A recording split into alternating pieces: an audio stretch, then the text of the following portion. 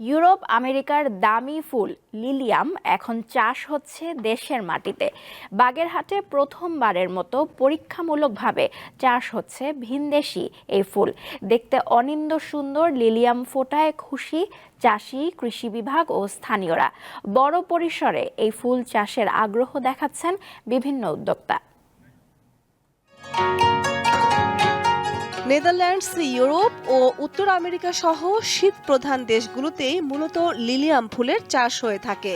সাধারণত সাদা, হলুদ, কমলা, গোলাপি, লাল ও বেগুনি রঙের হয়ে থাকে লিলিয়াম। 6 পাপড়ির চমৎকার এই ফুলটি দেখতেও অপরূপ।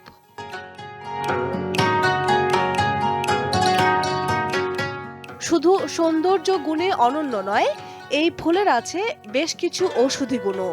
এই ফুল বিশ্বের বিভিন্ন দেশের পাশাপাশি এবার বাংলাদেশের বাগেরহাটেও চাষ হচ্ছে। জেলার মোল্লাহাটের গারফা গ্রামের মাটিতে লাল টুকটুকে লিলিয়াম নজর কাটছে সবার।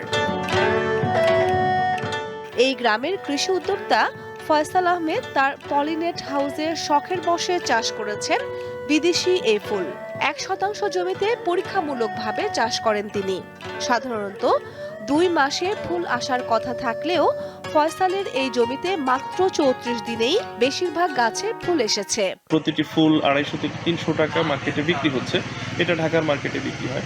তো সেইখানে যে এত উচ্চ মূল্যের একটা ফুল, যেটা আমাদের বাংলাদেশে সর্বোচ্চ এত দামে কোনো ফুল বিক্রি হয় না। লিলিয়ামের সৌন্দর্য উপভোগ করতে স্থানীয়রা ভিড় করেন ফয়সালের এই বাগানে। বাগেরহাটেই প্রথম দেখে ফুলটা দেখে আমার খুব ভালো লাগছে। নিজেকে আনন্দিত মনে হচ্ছে যে আসলে কতটা সুন্দর একটা ফুল। এটাকে আরো ব্যাপকভাবে চাষ করা গেলে ফুল চাষের আরেকটা নতুন সেক্টর আসবে। বাগেরহাটের মাটি ও আবহাওয়া লিলিয়াম ফুল চাষের উপযোগী বলে মনে করেন কৃষি বিভাগ। এই ফুলের দামও বেশি, স্থায়িত্ব বেশি হওয়ায় উৎসব কেন্দ্রিক সময়ে এর চাহিদা অনেক বেড়ে যায়।